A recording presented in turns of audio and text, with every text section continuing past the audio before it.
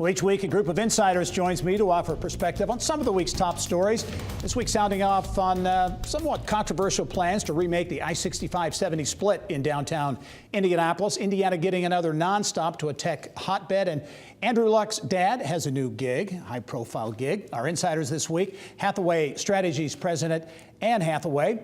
Also, Short Strategy Group Chairman and CEO Frank Short. And Bose Public Affairs Group Principal Roger Harvey. And welcome one and all to another edition of the Insiders. And we begin with our top story this week. And Frank, I'll start with you. The remaking, if you will, of I65 I70, the Split in downtown Indianapolis, 40 to 50 years old, it's decaying, bridges are falling apart, needs to be fixed. There's big budding controversy, let's say, about how to do it. Do you add lanes? Businesses or coalition that's opposed to adding the lanes and putting up barriers. Much to do about nothing, or is this a critically important decision? Well, I think it's the main thoroughfare through town. The question becomes, what are the options? And I don't think anybody knows that yet. I think when you look at it, do you make them go, if you're going through town from 465 on the north to 465 on the east, you make them go around 465. I think you have to take into consideration that this generation of new drivers is much different than the people sitting at this table. They don't all have cars. They're looking for public transportation. You don't need people in cars, so it'll be smaller, autonomous cars will be fine. But I think there's a lot of options, and I went to a presentation this week, and I don't know anybody knows what they're going to do yet.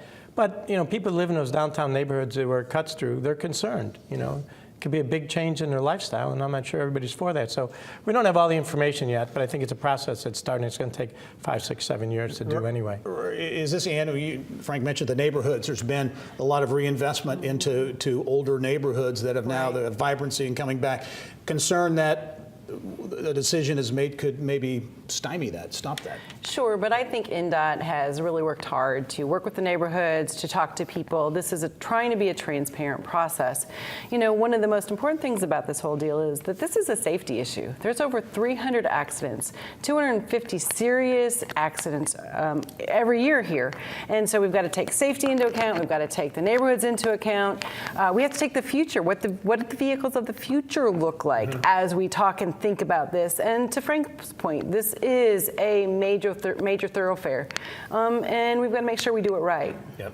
Another major thoroughfare, I69 in southwest Indiana, the connection between Evansville and ultimately Indianapolis. Roger, there was a summit this week. The Indiana Chamber had it, privatization type summit, talking about finishing off I69. So, Ann, you were saying what? August 31 is now the targeted date for Bloomington to Martinsville. Right. What about that next leg, Martinsville to Indianapolis? Well, they saved the fun part for last. For last, right. But when you look at the growth that's happened along, when you go back to when it was that first stretch was unveiled when Mitch Daniels was governor, and you see the situation where as more and more miles are done, the feedback from the folks that travel that stretch, and I'm one of those people, boy, it sure is nice that you don't have to take. So I think they're gonna get there. It's really gonna get into the details, and I think that's gonna be where there's probably gonna have to spend a little more time on figuring out how does that actually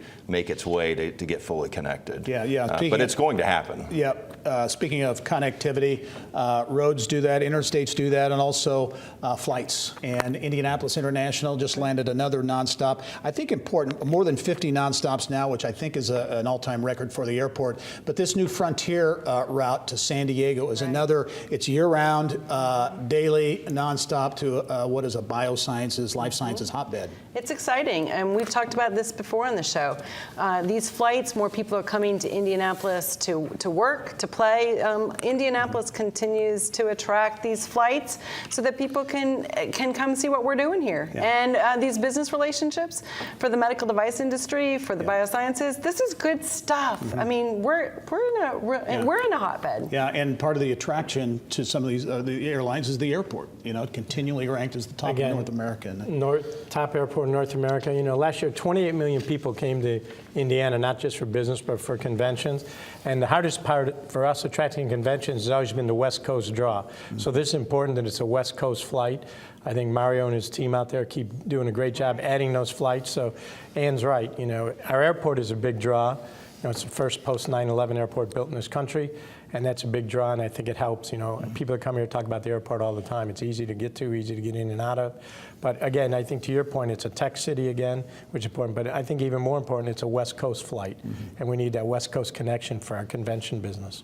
In economic development news this week, really probably the big news, the big deal announced was Rockwell Automation, a company, a parts supplier, moving operations actually from existing facilities in Champaign, Illinois and Memphis, Tennessee to a distribution center in Whitestown and Boone County. 230 jobs they say they may create over the next 5 years. And this is just the latest announcement in Boone County, and in particular, Roger, Whitestown, a once sleepy little town, I guess that's now.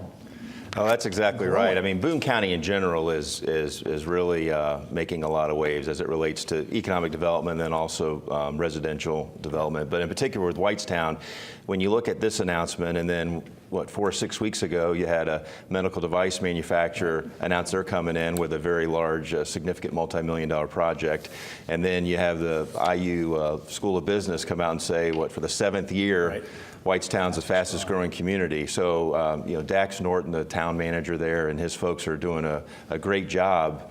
And oh, by the way, there's a large Amazon presence there too, in Whitestown too. So, in case they want to add some more Amazon presence to the city. But it really is a great story. What's happening up there, and they've done a great job too of planning and being prepared for it. Also this week, news of a major investment, the creation of the Vera Bradley Foundation Center for Breast Cancer Research at the IU Medical Center here in downtown Indianapolis. It will include a 30-member team from the IU School of Medicine.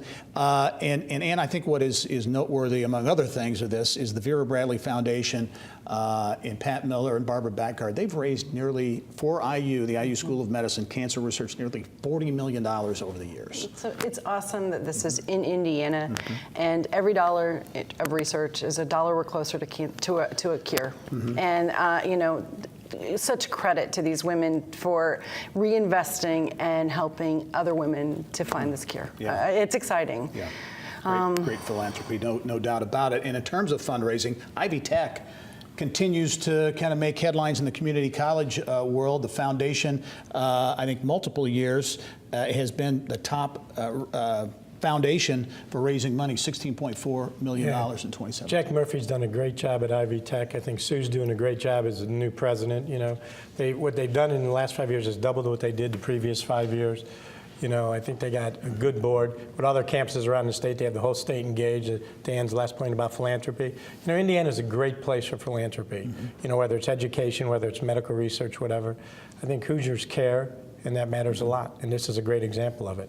And I would just add on that too, what's interesting about that foundation, each one of the 19 campuses has their own unique challenges and what they need, whether it's faculty or capital investment, but overarching, a considerable amount of that money goes to scholarships. Yep. And so when you look at the workforce development issue that the state is tackling right now, being able to offer these scholarships to get people in the door so that they can earn a degree, and then whether they continue on to 4-year or they go right on and move into the workplace, they're actually bettering themselves, and that overall helps the state in general. The fact that we're helping to educate these people that may not have been able to get that education. Yeah, it's a great point. Only have 20 seconds. Like to end on sports. Oliver Luck leaving the NCAA, going to be the commissioner of the newly launched XFL. Frank? Who wouldn't want to work for Vince McMahon? What can you say? Oliver Luck and Vince McMahon, right? It's a pair made in heaven. I can see it now. Very good. We'll end on that note. Frank Short, Anne Hathaway, Roger Harvey, thank you one and all for being here as always, and we'll be right back.